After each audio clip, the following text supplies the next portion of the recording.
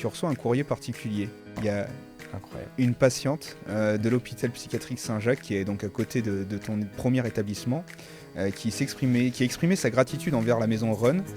Dans cette lettre, elle se confiait qu'elle dégustait le fameux cookie aux myrtilles et qui savait transformer son quotidien. Dans ce message, elle avait marqué « Ce petit plaisir gustatif m'a redonné goût à la vie ». Moi, je suis dans ma voiture. Il faut pas se servir du téléphone en voiture. Je suis dans ma voiture, mon équipe m'envoie une lettre et je lis la lettre et je suis choqué.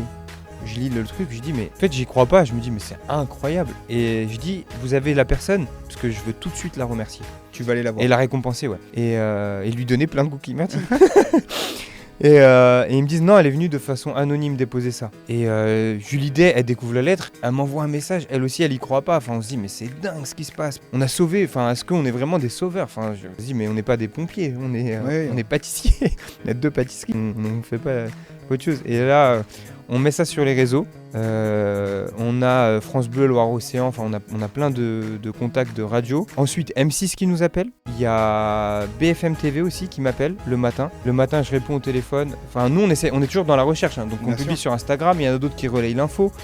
Les radios relayent l'info, donc on est vraiment à la recherche de la personne. Et le lendemain matin ou 2 jours après, il y a un des gars en vente qui me dit « Ouais, on a un coup de fil, c'est pour toi ».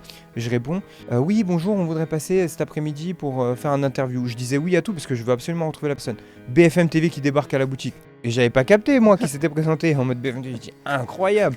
BFM TV, 2 heures après, je reçois un autre appel. M6 pour reprogrammer pour le lendemain. Je dis « Mais cette histoire, c'est sûr qu'on va retrouver la personne ».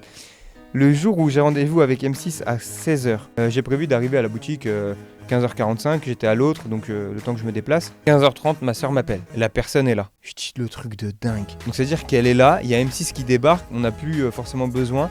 On va se retrouver tous les 3 en même temps à la boutique. Et c'est pour ça que le tournage avec M6, il est 100% authentique. C'est du pur hasard en fait.